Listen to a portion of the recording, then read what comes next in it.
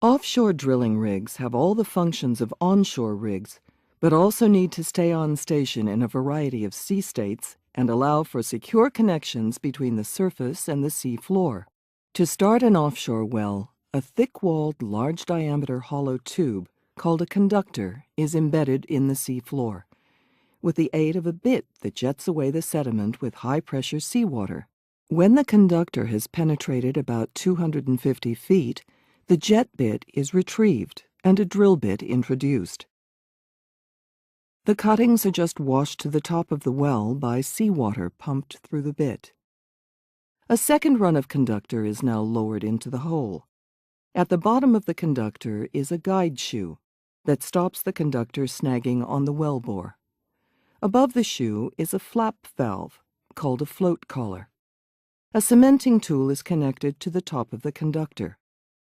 A plug that pushes the seawater out is driven downwards by high-pressure cement that fills the conductor.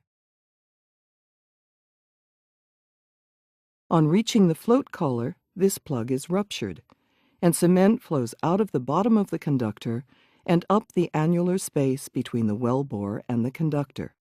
The cement plug tool is removed, and when the cement has set, drilling continues with a smaller diameter bit, penetrating the cement plugs and float collar and into fresh rock. After a suitable depth has been drilled, the drill string is removed. Then steel tubing, known as casing, is lowered into the hole and cemented in place.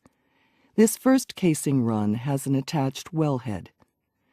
A blowout preventer, BOP, a robust set of valves that can shut in the well even if the drill string is down the hole, is then lowered and locked onto the wellhead. The BOP is connected to the sea surface by large diameter tubing known as a riser, which allows drilling fluids to be returned to the surface. From this point onwards, the drilling procedures are similar to those used to drill an onshore well. With the riser in place, seawater is replaced by a special fluid known as drilling mud that is pumped down the string and exits through ports in the bit.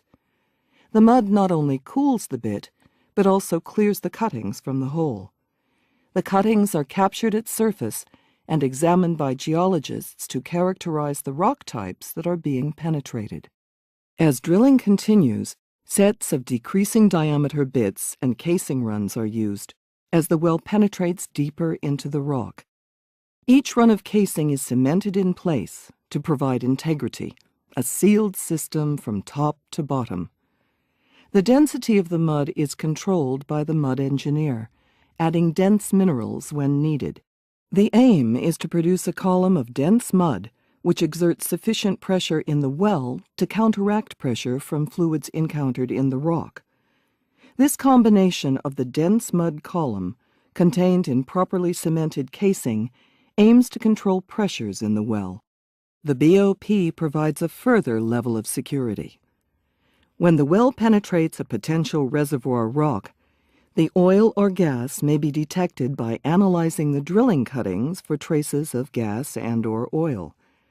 At this stage, it is essential to gather as much information as possible about the reservoir. Two methods provide most of the information. In the first, the drill bit is replaced with a diamond-studded coring bit at the bottom of a core barrel. This can cut a complete section of the reservoir rock and return it to surface for detailed analysis. In the second stage, coring may be replaced or complemented by running a suite of geophysical logging tools, which are run on electric wire line. These are instruments that can measure the physical properties of the rocks as they pass slowly through the wellbore. When as much information as possible has been gathered from the reservoir, a decision is made on whether to complete the well for production, suspend efforts with the option to return to the well at a later date as more information on the reservoir becomes available, or to plug and abandon the well. If the well is seen to have production potential, the reservoir interval is lined with casing. The casing is then perforated to allow reservoir fluids to enter the well and travel up the installed completion production string to surface.